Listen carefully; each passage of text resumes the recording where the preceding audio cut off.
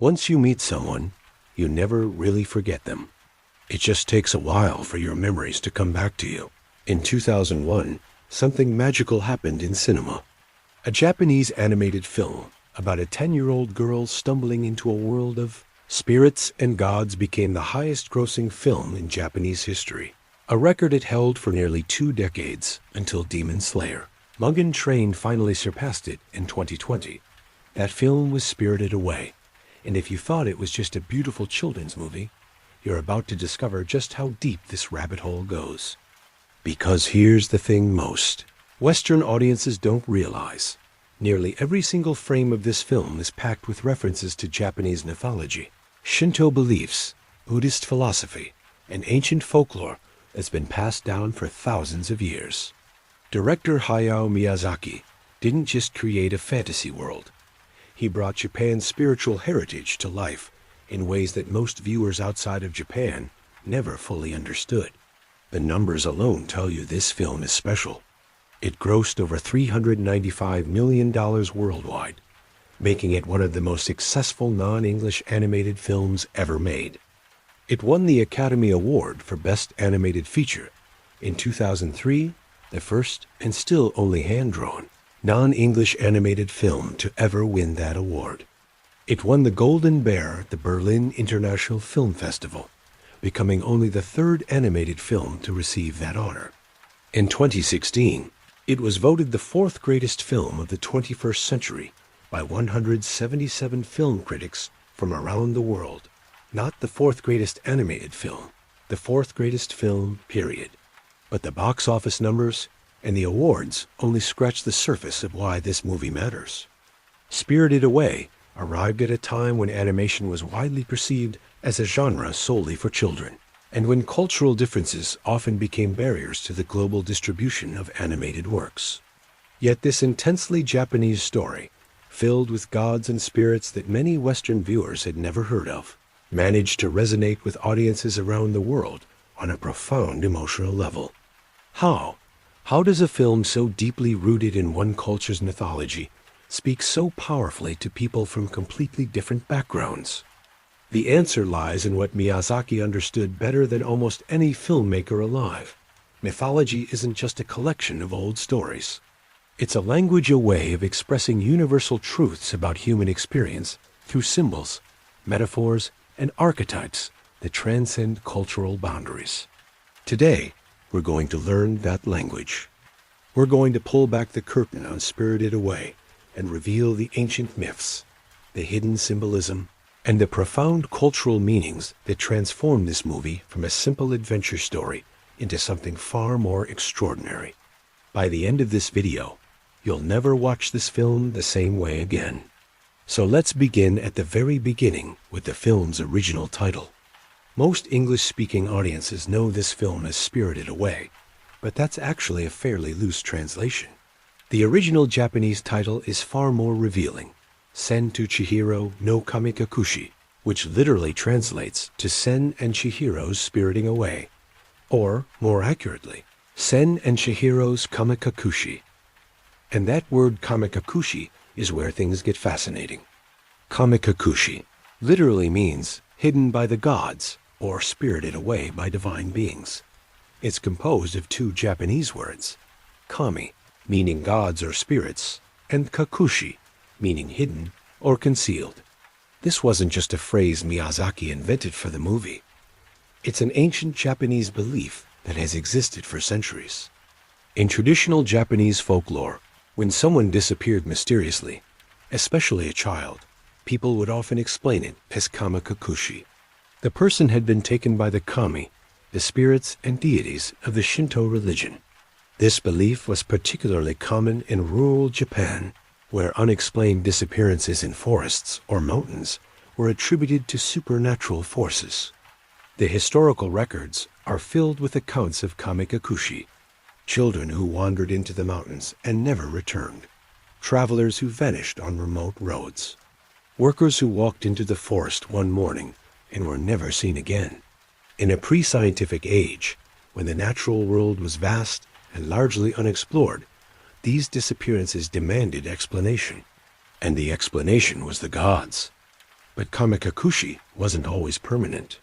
Some of the most fascinating folklore involves people who returned from being spirited away. These individuals often came back changed, sometimes after what seemed like days to them, but was actually years in our world. A time dilation effect that appears in myths worldwide. Sometimes they returned with supernatural abilities. Sometimes they came back utterly mad, babbling about things they'd seen that no human should witness. The famous warrior Minamoto no Yoshitsune is said to have experienced Kamikakushi as a boy, during which time he learned swordsmanship and tactics from a great Tengu, a supernatural bird-like being named Sojuba. This divine training supposedly gave him the skills that would later make him one of Japan's greatest military commanders. The concept served multiple purposes in Japanese society. Sometimes it provided comfort to grieving parents who had lost children. Better to imagine your child living in the realm of the gods than to face the harsh reality of death. Other times, it was used as a warning to keep children from wandering into dangerous areas like forests, rivers, and mountains where real dangers lurked. Different supernatural beings were blamed for different types of Kamikakushi. The Tengu, bird-like mountain spirits, were said to snatch children from high places. The Kappa, water creatures with bowls on their heads, supposedly dragged children into rivers and lakes. The Yama-Yuba, mountain witches, lured travelers into the deep woods. The Kitsune, fox spirits, could bewitch people into following them into the spirit realm.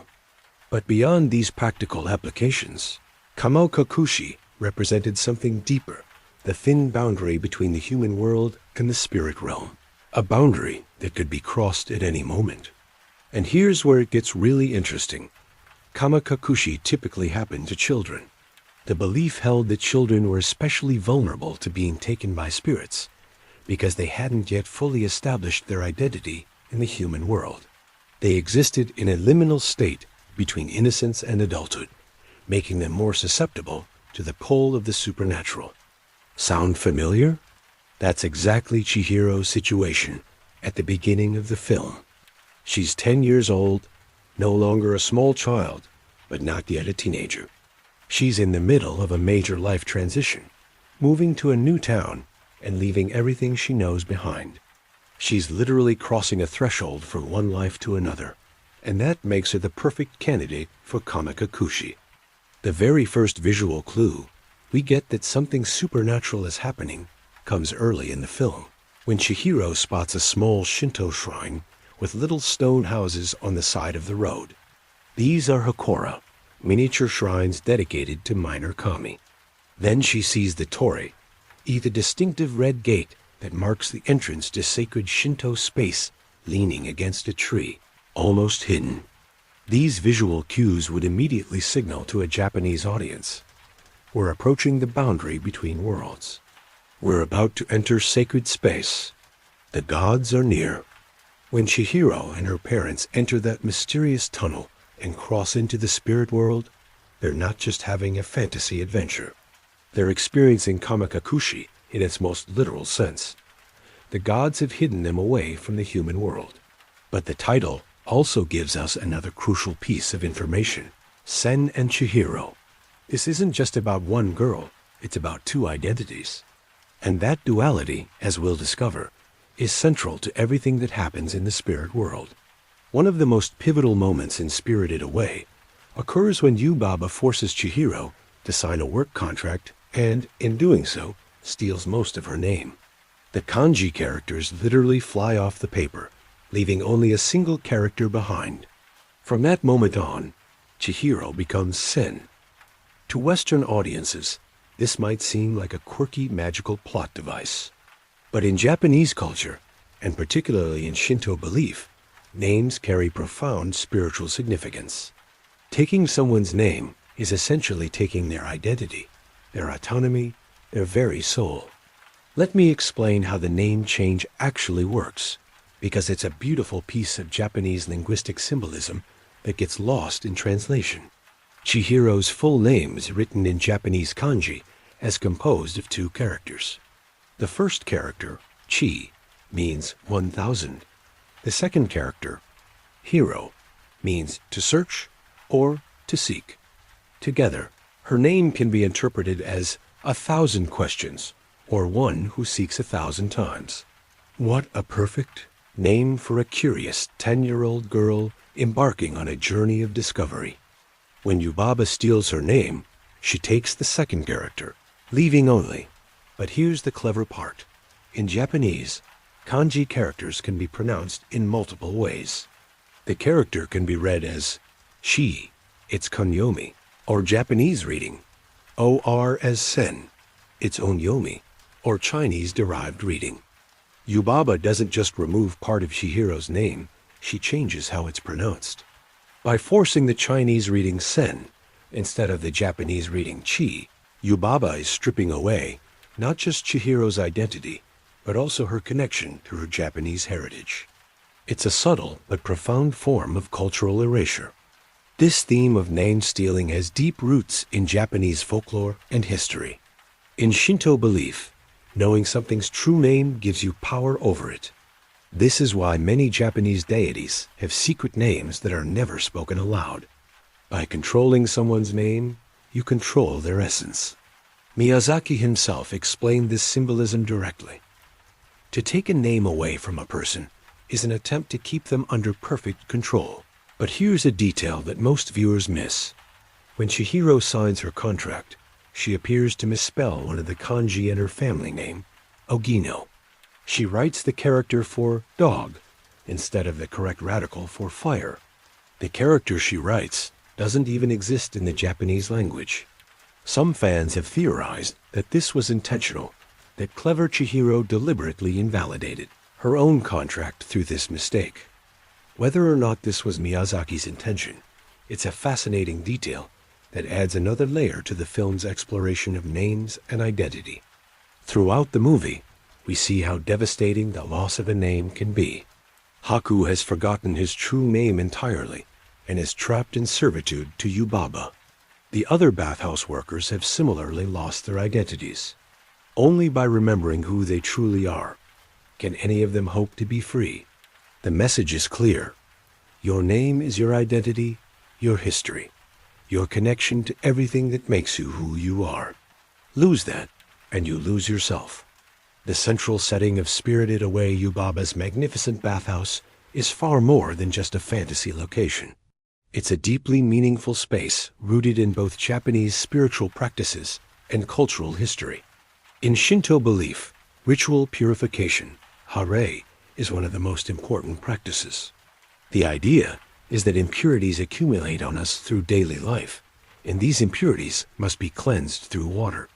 This is why you'll find purification fountains, temizoya, at the entrance of Shinto shrines, where visitors wash their hands and mouths before approaching the sacred space. Bathhouses, or sentu, have been an important part of Japanese culture for centuries. They weren't just places to get clean. They were social spaces where communities gathered, where class distinctions were temporarily erased. Everyone's equal when they're naked, and where the stresses of daily life could be washed away. But Miyazaki's bathhouse operates on an even deeper level. He specifically referenced the ancient solstice rituals when villagers would invite their local kami to bathe with them. During these ceremonies, the spirits of nature, of rivers, mountains, forests, and fields would be called forth to be cleansed and rejuvenated. This is exactly what we see in the film. Yubaba's bathhouse serves the kami themselves, providing a space where these divine beings can wash away the pollution and exhaustion that comes from existing in an increasingly degraded world. Look at the spirits who visit the bathhouse. Radish spirits, duck spirits, bull spirits, countless nameless nature deities. Each one represents an aspect of the natural world that has been affected by human activity. They come to the bathhouse to be restored, to be reminded of their true nature. The bathhouse's architecture itself is a masterpiece of cultural reference. Miyazaki based the design on real Japanese buildings, particularly the Dago Onsen in Ehime Prefecture, one of Japan's oldest hot springs, and the traditional ryokan inns found throughout Japan. But he also incorporated elements of Shinto shrine architecture, with its distinctive vermilion colors, curved roof lines, and wooden construction. The result is a building that feels simultaneously familiar and otherworldly, a place that exists between the human world and the divine, where spirits and mortals can interact. But perhaps the most important aspect of the bathhouse is what it reveals about Japanese spirituality. In Shinto belief, kami are not distant, abstract deities. They are present in all things, in every tree, every rock, every river, every insect. They are tired. They get dirty. They need care and attention, just like any living thing. Miyazaki himself expressed this beautifully. In my grandparents' time, it was believed that kami existed everywhere in trees, rivers, insects, wells, anything. My generation does not believe this, but I like the idea that we should all treasure everything because spirits might exist there, and we should treasure everything because there is a kind of life too. Everything. The bathhouse is a physical manifestation of this belief, a place where the sacred and the mundane intersect, where gods come to be served by mortals, and where both can find renewal. Now let's talk about one of the most fascinating characters in the film, Yubaba, the fearsome witch who runs the bathhouse with an iron fist and an impossibly large head. Yubaba's character design and personality are directly inspired by Yama-yuba, also called Yamaba or Onibaba, a famous figure in Japanese folklore. The Yama-yuba is a mountain witch, typically depicted as an elderly woman with long disheveled hair and a wide mouth. She lives in the remote mountains of Japan and has a complicated relationship with humans. In some stories, Yama-yuba is a terrifying monster who devours travelers who stumble upon her mountain dwelling. She tricks them by appearing kind and welcoming, offering them shelter and food, only to reveal her true nature once they're trapped. In these tales, she's a cautionary figure warning against trusting strangers or venturing too far from civilization.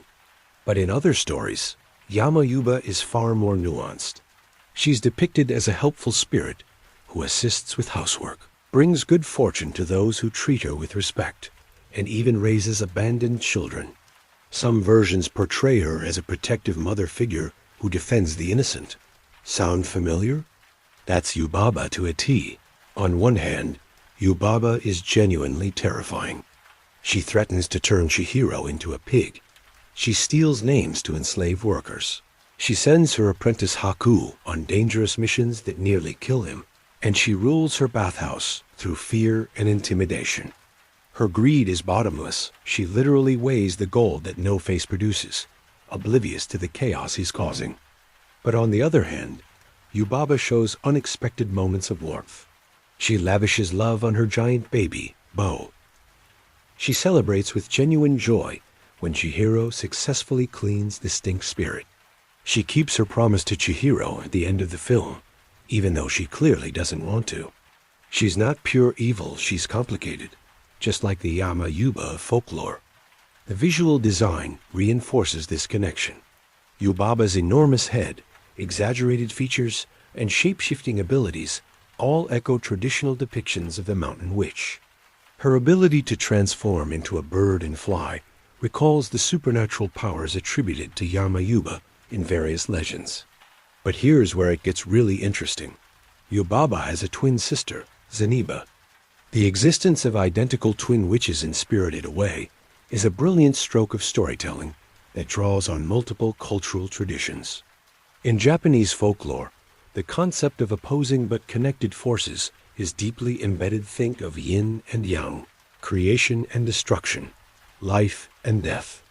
The two sisters are voiced by the same actress in the original Japanese version, the legendary Mari Natsuki, and their names are linked in a beautiful way. The characters used to write yu and zen combined to form sentu, the Japanese word for bathhouse. They are literally two halves of a single whole, but their personalities couldn't be more different. Yubaba represents unchecked greed, material obsession, and the corrupting influence of capitalism. She lives in opulent luxury, surrounded by gold and precious objects, while her workers live in cramped, humble quarters. Zeniba, by contrast, represents simplicity, wisdom, and traditional values. She lives in a modest cottage in Swamp Bottom, makes things by hand, and welcomes guests with genuine hospitality. Her home represents rural Japan before industrialization, a simpler time when community and craftsmanship mattered more than wealth. Miyazaki explained this duality at the film's production launch. Yubaba and Zeniba are symbols of modern working people. A person who leads a peaceful life like Zeniba at home may face stress at work and treat her subordinates as a strict boss like Yubaba. By depicting them as twin wizards who have different personalities but look exactly the same, the film expressed the split in the minds of workers. In other words, Yubaba and Zeniba aren't really two different people.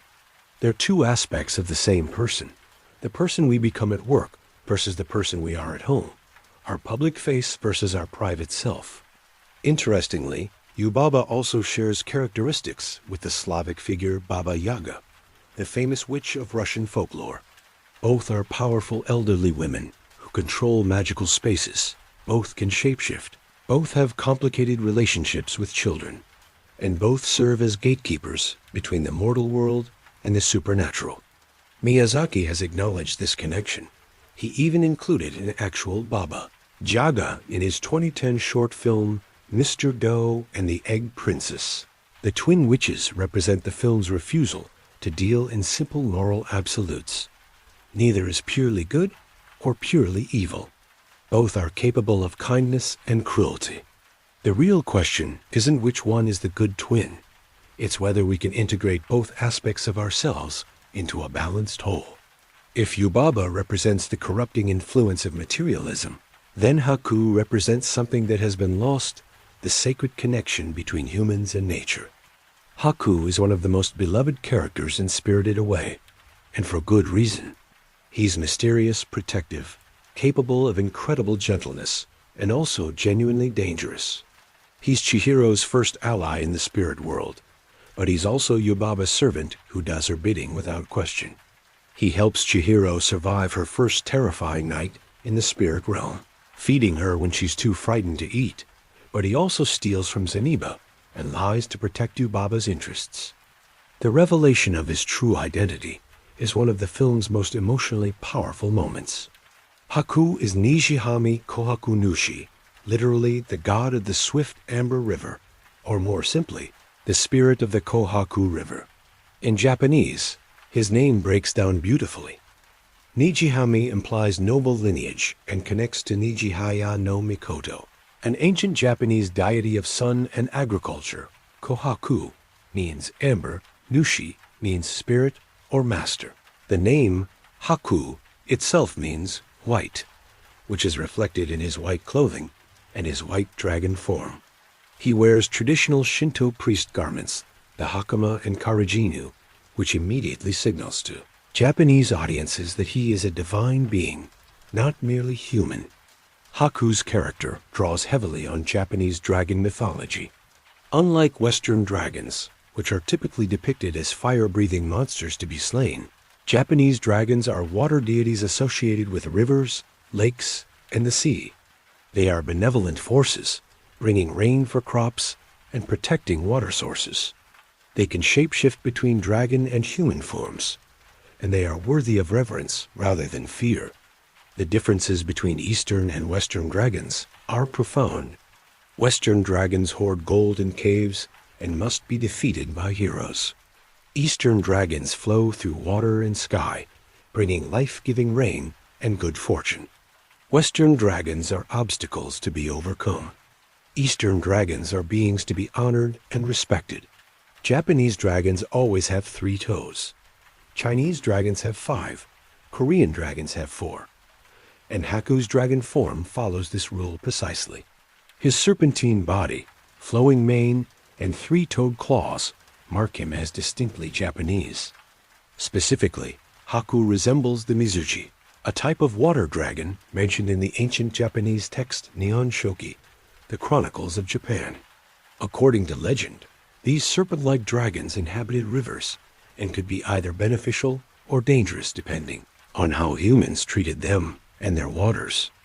The Nihon Shoki records a fascinating story from the reign of Emperor Nintoku around 379 AD about a Mizuchi that lived at the confluence of rivers in what is now Okayama Prefecture. This dragon was said to spit venom and kill passers-by until a hero named Agatamori challenged it and drowned it in the river. But the story isn't simply about defeating a monster, about the relationship between humans and the spirits of waterways. There's also a connection to the Sumiyoshi Sanjin, 3 Shinto deities associated with sea travel and purification. These kami represent the spiritual essence of water bodies, emphasizing purity and the life-giving properties of rivers and seas. Haku embodies these same qualities. But here's the tragic element of Haku's story. His river no longer exists. When Chihiro finally remembers falling into the Kohaku River as a young child and being saved by a mysterious force that carried her safely to shore, she also remembers that the river was drained and filled in to make way for apartment buildings. The Kohaku River, I remember. He was the one who carried me to shallow water. I thought I'd drown, but he brought me to shore. The river, it's all apartments now. This is environmental devastation rendered as personal tragedy. Haku didn't just lose his home, he lost his very identity. A river spirit without a river is a spirit without purpose, without memory, without self. He came to the spirit world seeking Yubaba's magic, hoping to learn enough to survive without his waters, but instead became trapped in servitude. Japan's economic boom in the post-war period came at tremendous environmental cost. Rivers were dammed for hydroelectric power, diverted for industrial use, or simply buried beneath concrete and pavement to make room for expanding cities. The Kohaku River is fictional, but it represents thousands of real waterways that suffered the same fate. Haku's story is Miyazaki's commentary on Japan's rapid industrialization and its cost to the natural world.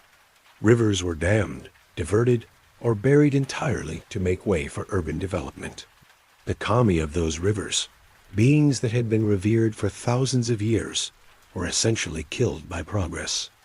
The scenes of Haku in dragon form wounded, bleeding, pursued by Zeniba's paper spirits, are heartbreaking precisely because we understand what he's lost. This isn't just a magical creature in pain. This is a god who has been unmade, a being whose very existence has been erased by human indifference. When Chihiro remembers Haku's true name, she doesn't just free him from Yubaba's control. She restores his identity, his history, his connection to his own nature. It's an act of remembrance that has spiritual power. The scene where Haku remembers who he is, where the scales fall from his dragon form as he and Chihiro plummet through the sky, is one of the most cathartic moments in animation history. It's the triumph of memory over forgetting, of identity over erasure, of nature over destruction. I remember, too, how you fell into me as a child. You had dropped your shoe. Yes, you carried me to shallow water, Haku. I'm so grateful. The simplicity of this exchange belies its profound spiritual significance. Haku saved Chihiro once when she was drowning. Now she saves him by remembering. But it's also bittersweet. The Kohaku River is still gone. Those apartments still stand. Haku may have remembered who he is, but he can never go home again. His existence will always be one of exile, a god without a shrine, a spirit without a place. At the end of the film, when Haku promises that he and Chihiro will meet again, we want to believe him. But there's an undercurrent of sadness in that promise. How can a river spirit and a human girl maintain a connection across the boundary between worlds? What future can there be for a god whose home has been destroyed? Miyazaki leaves these questions unanswered, perhaps because there are no easy answers to the environmental destruction his film documents. One of the most memorable sequences in Spirited Away involves a grotesque, mud-covered creature that everyone assumes is a stink spirit, a foul-smelling deity that leaves a trail of sludge wherever it goes. When this creature arrives at the bathhouse, everyone recoils in horror. The smell is so overwhelming that food spoils and workers flee. Yubaba herself is reluctant to admit it, but business is business, and even the most disgusting spirits deserve service. She assigns the new girl, Sen, to handle this nightmare client. What follows is simultaneously disgusting and triumphant. As Chihiro struggles to clean the creature, she discovers something lodged in its side, what looks like a thorn, but turns out to be a bicycle handlebar. With the help of the entire bathhouse staff pulling on a rope, Chihiro extracts an endless stream of garbage from the creature's body. Car tires, fishing line, appliances, trash of every conceivable kind. And when the pollution is finally removed, the truth is revealed.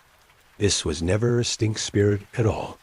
It's actually a river spirit, a beautiful, ancient water deity who had been so corrupted by human pollution that even he had forgotten what he truly was. The transformed spirit, now elegant dragon-like being with a wise old face, thanks Chihiro with the words, "Well done," before soaring away into the sky, leaving behind a generous pile of gold as thanks. This scene is based directly on Hayao Miyazaki's personal experience. In interviews, Miyazaki has described how he used to participate in community cleanup efforts for a river near his neighborhood. During one of these cleanups, his team pulled an astonishing amount of garbage from the polluted riverbed, including, yes, a bicycle. Since the people in the community are cleaning up the river in my neighborhood, I join them when I have the time. The stink spirit sequence is Miyazaki taking that personal experience and transforming it into something mythological. The message is unmistakable. The sacred beings of nature, the kami of rivers, forests, and mountains are being destroyed by human carelessness. The gods themselves are choking on our garbage. But there's hope in this sequence too. When humans take responsibility and do the hard work of cleaning up their mess, nature can recover. The river spirit was not dead, only buried under accumulated filth. With care and effort, its true beauty could be restored. The scene also serves as a turning point for Chihiro's character. Up until this moment, she's been timid, uncertain, relying on others for help. But when she commits to helping the stink spirit, when she jumps into that filthy bath and refuses to give up, she discovers her own strength. The reward she receives, a magical emetic dumpling, becomes crucial later in the story. It's used to save Haku from Zeniba's curse and to cure No-Face of his corruption.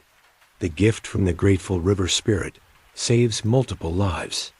There's a profound spiritual logic here. By helping nature, we help ourselves. By healing the world around us, we receive the tools to heal ourselves. Now we come to perhaps the most enigmatic character in Spirited Away, a tall, shadowy figure known only as No-Face, Kayanashi in Japanese, literally meaning faceless. No-Face has become one of the most iconic characters in Studio Ghibli's history, appearing on countless pieces of merchandise and inspiring endless fan theories. His simple design, a black, semi-transparent body with a white mask, has become instantly recognizable worldwide. Walk into any anime convention, and you'll see dozens of No-Face costumes. His image appears on everything from phone cases to tattoos. But what exactly is he? And what does he represent? Visually, No-Face's design draws on several Japanese folklore traditions. First, his mask resembles the masks used in No theater, Japan's ancient form of dramatic performance dating back to the 14th century. No masks are designed to be subtly expressive. They can appear to change emotion depending on the angle and lighting. A good No mask seems almost alive, despite being a static piece of carved wood. No-Face's mask functions similarly, appearing to shift between emotions, even though its features never actually move. The supervising animator for Spirited Away, Masashi Hendo, commented on this design choice. No-Face is basically expressionless, but I ended up adding just a tiny bit of expression. It might have been better to make his mask more No-like, without any expression at all, conveying his expressions by lighting. In No theater, the central actor, called the Shite, wears a mask and communicates primarily through movement rather than speech. The mask makes the character both more elusive and expressive, in the words of scholar Noriko Reader. This is exactly how No-Face functions in the film. His silence and blank expression make him a perfect mirror for our own interpretations. Second, No-Face resembles the Edo-period, a type of yukai, supernatural creature from Japanese folklore. Edo-period are faceless ghosts that delight in scaring humans.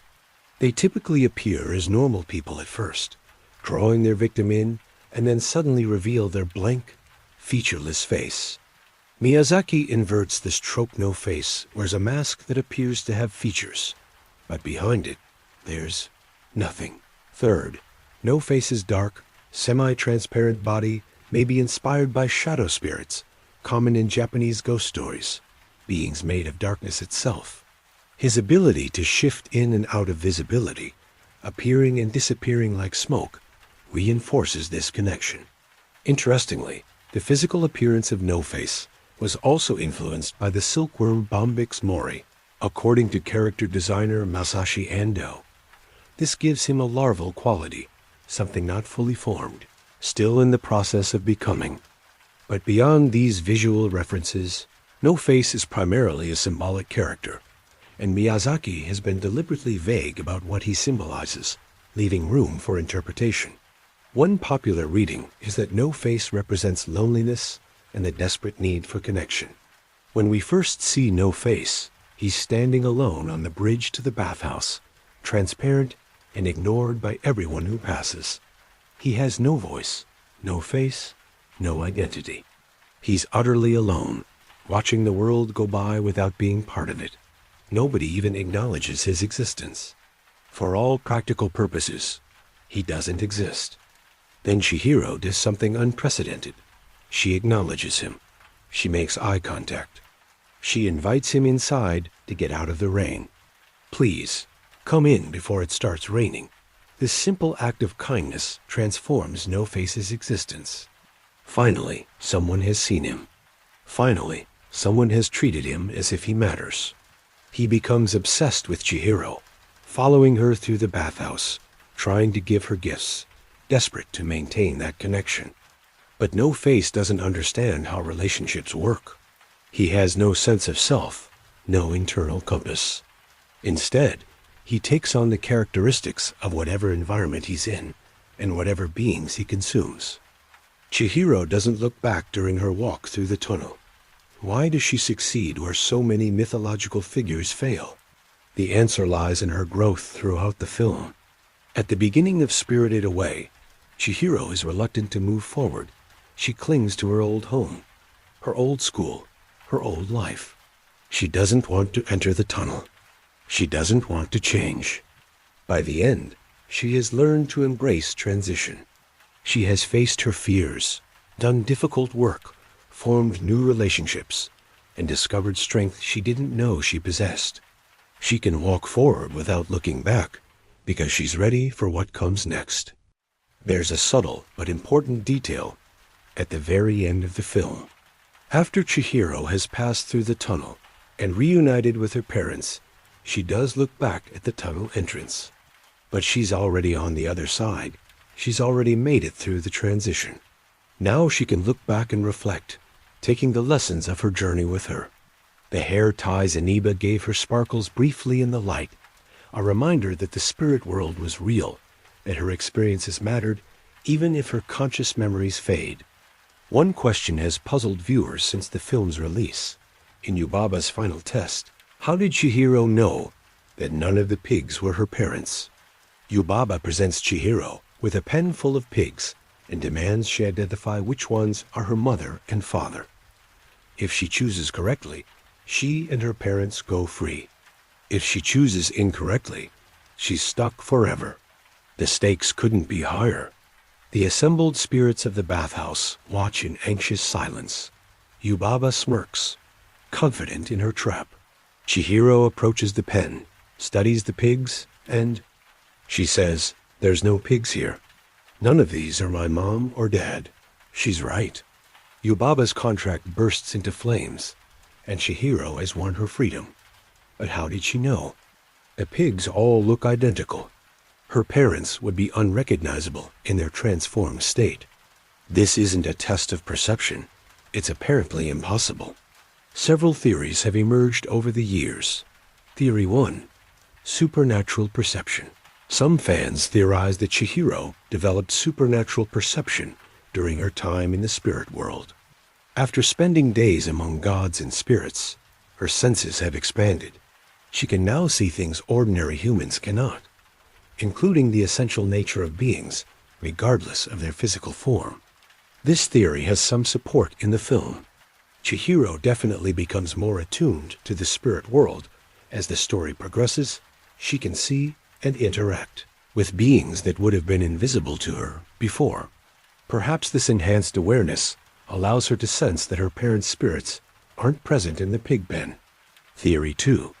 The bond of love. Others suggest that Chihiro's bond with her parents is so strong that she would recognize them in any form. A mother's love, a father's presence, these transcend physical appearance. Even as pigs, her parents would feel like her parents to someone who truly knows them. This is a romantic interpretation, and it aligns with the film's themes about the importance of relationships and memory. But it raises questions. Why didn't Chihiro recognize her parents immediately when they were first transformed? What changed? Theory 3. The test was never winnable until it was. A more subtle interpretation suggests that the test was never about identifying the correct pigs. It was about Chihiro's state of mind. Yubaba's power comes from controlling names and identities. Throughout the film, she's tried to make Chihiro forget who she is, to become Sen completely. If she had succeeded, Chihiro would have looked at the pigs and tried to identify them by their physical characteristics, an impossible task. But Chihiro hasn't forgotten. She knows who she is, who her parents are, what they mean to each other.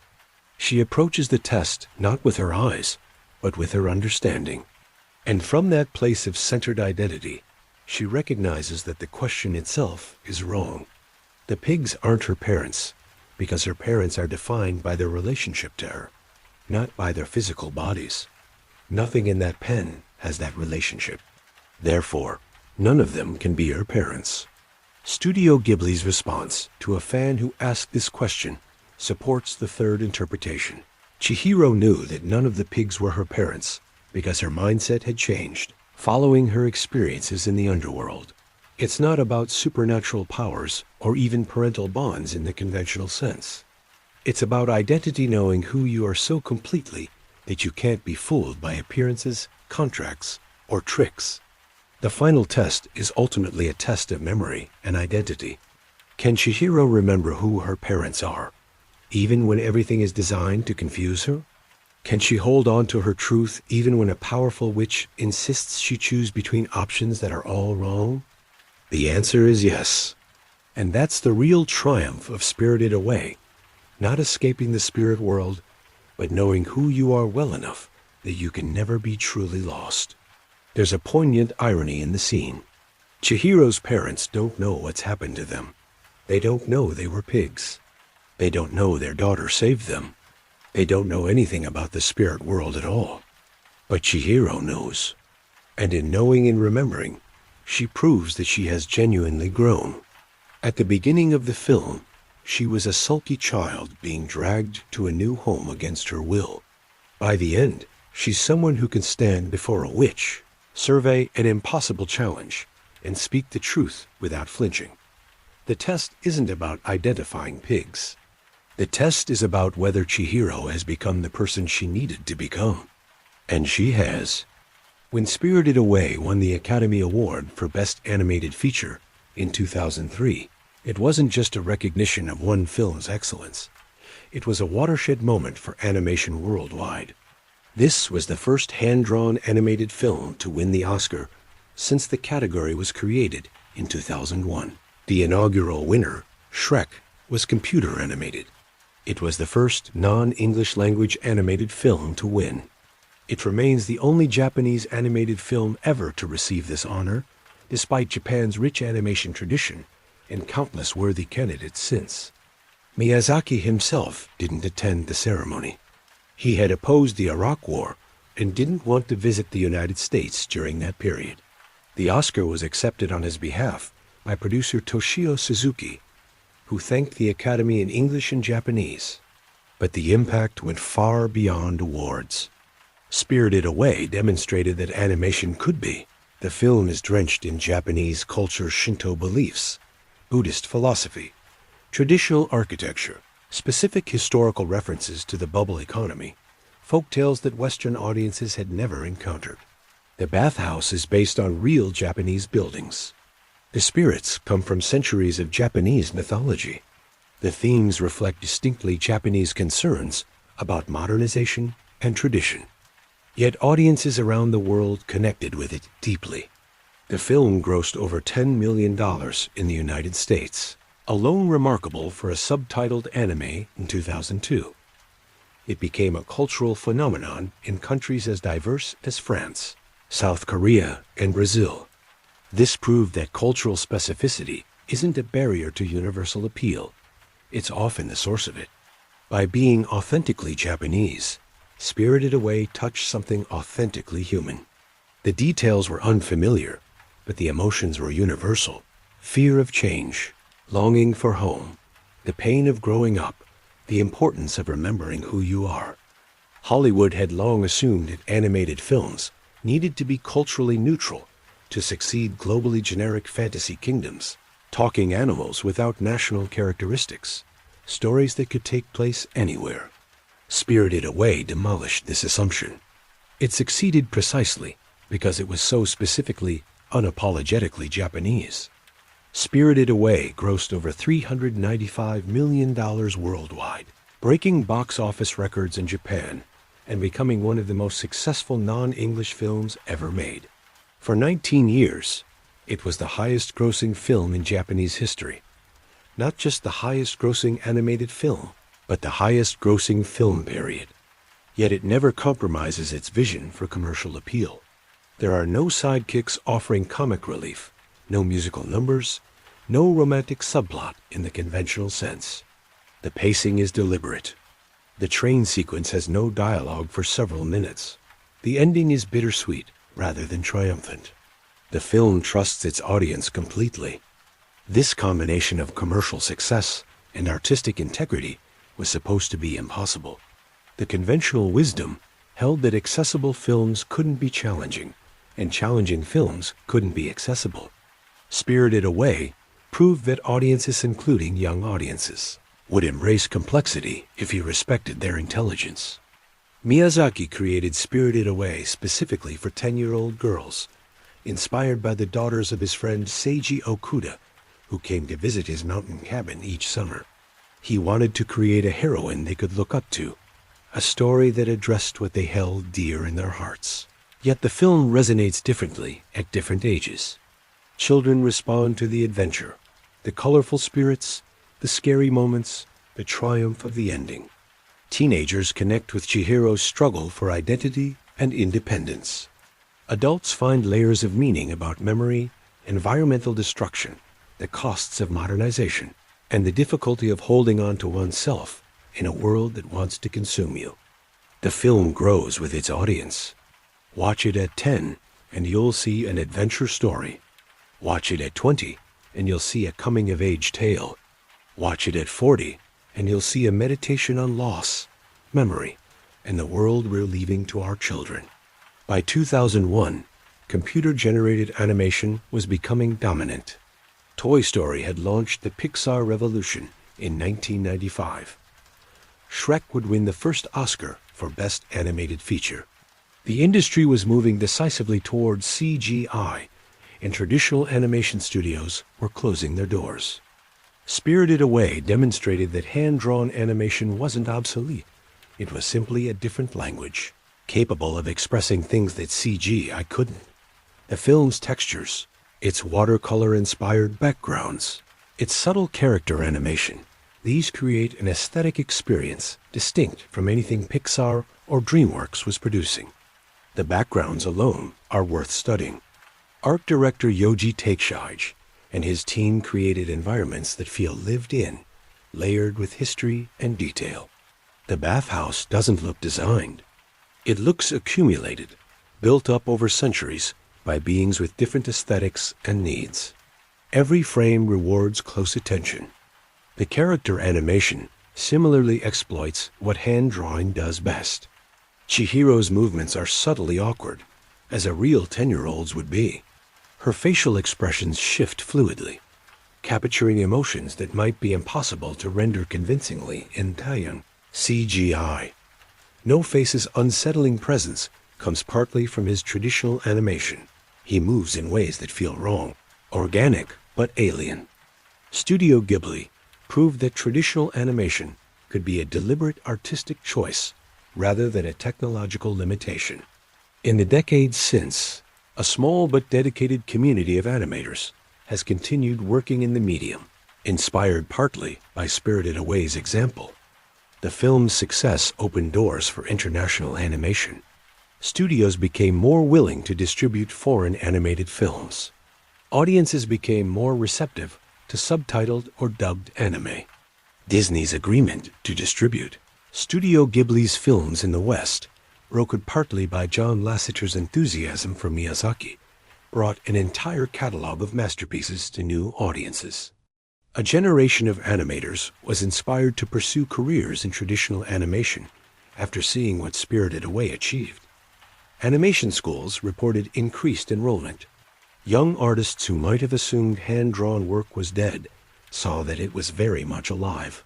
More fundamentally, Spirited Away expanded what people believed animation could do. It proved that the medium wasn't just for fairy tales and comedies. It could tackle complex themes, evoke profound emotions, and stand alongside the greatest achievements in live-action cinema.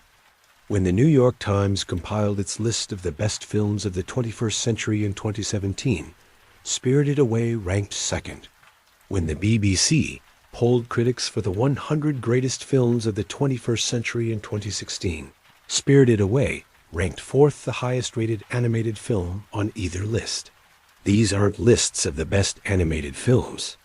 They're lists of the best films, and Spirited Away belongs among them.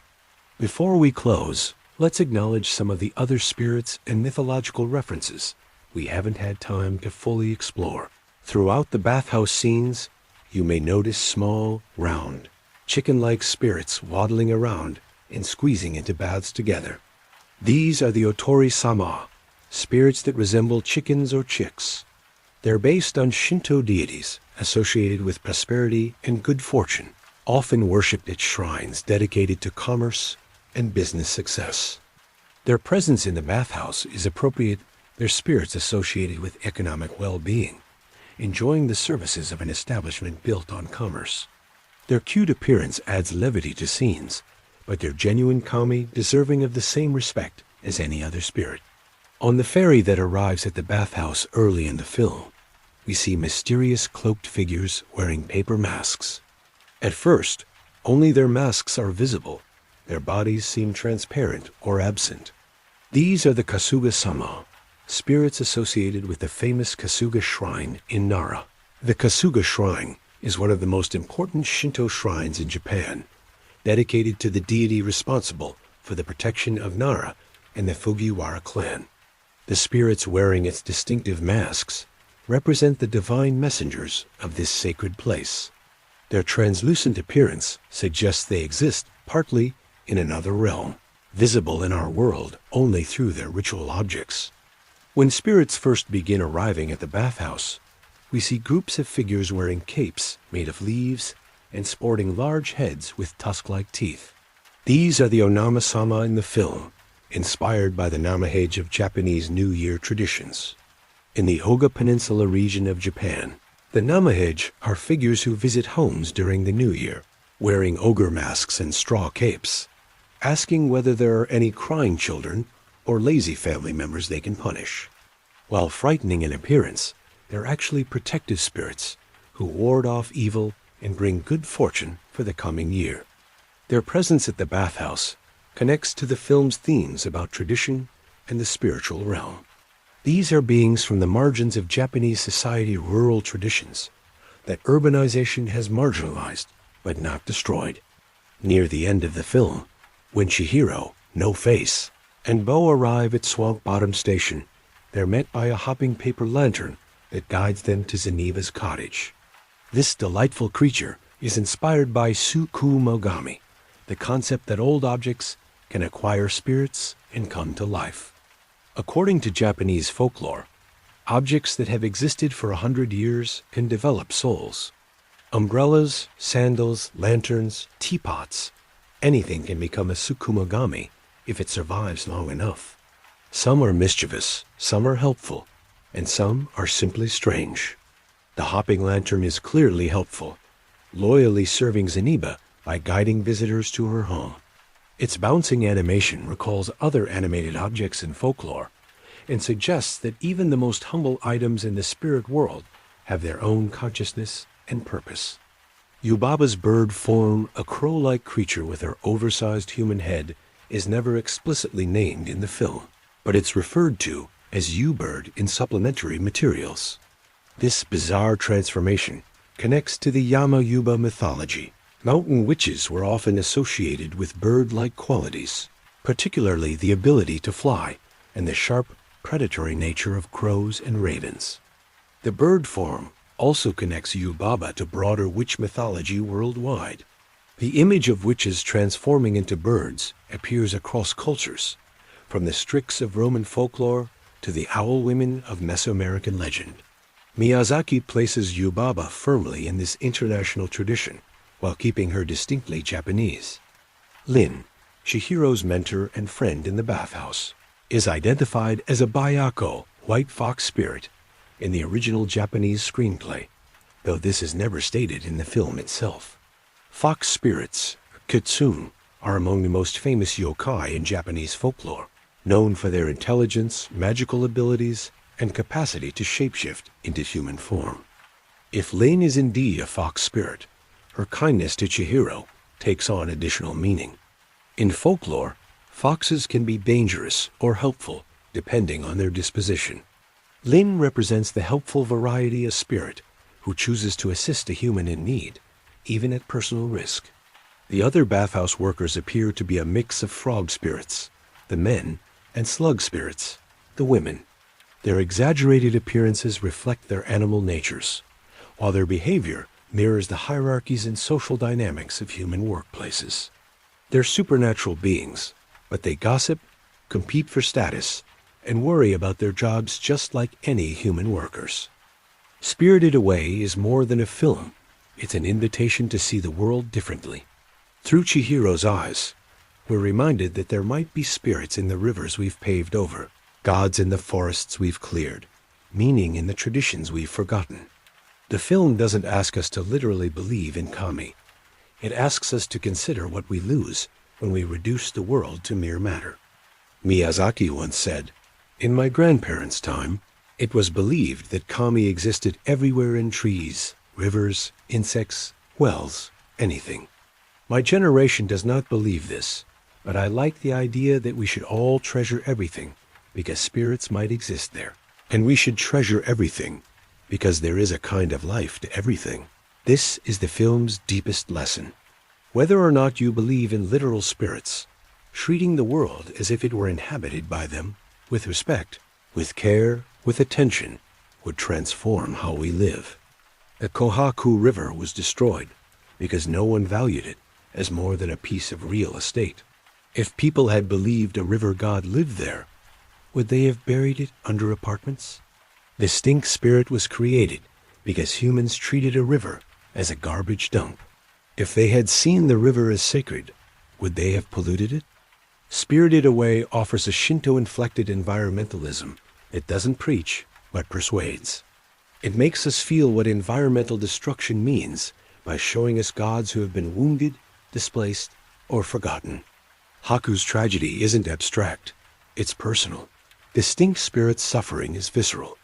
We care about nature because we care about these characters. But the film's mythology also addresses internal landscapes. Chihiro's journey through the spirit world is a journey toward self-knowledge. By confronting No Face, she learns about the dangers of identity-less consumption.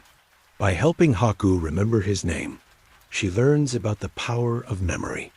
By surviving Yubaba's tests, she learns about her own capabilities. The mythology of Spirited Away is ultimately about growing up, about the threshold we all cross between childhood and adulthood, between dependence and independence, between fear and courage. The kami and yokai are real, but they're also aspects of ourselves. The spirit world is a literal place in the film, but it's also the inner world we all carry. So there you have it, the real mythology and folklore behind one of cinema's greatest achievements.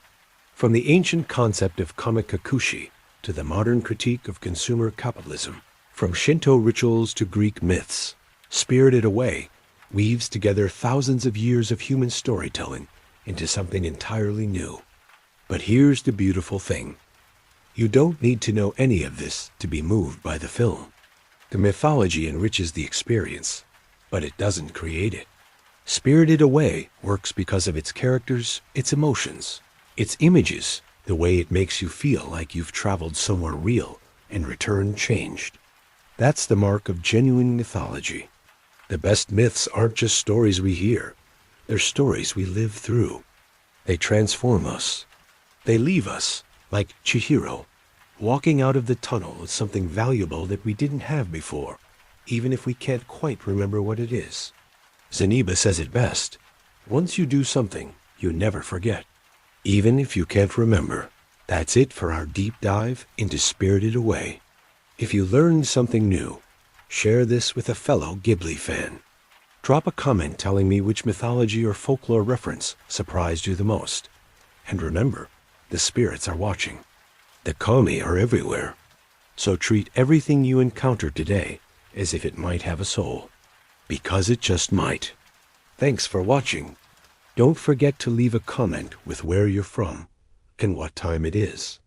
I'm so grateful to have viewers from every corner of the world joining me on these deep dives into animation and mythology. Until next time, stay curious, stay kind, and never stop looking for the magic in the mundane.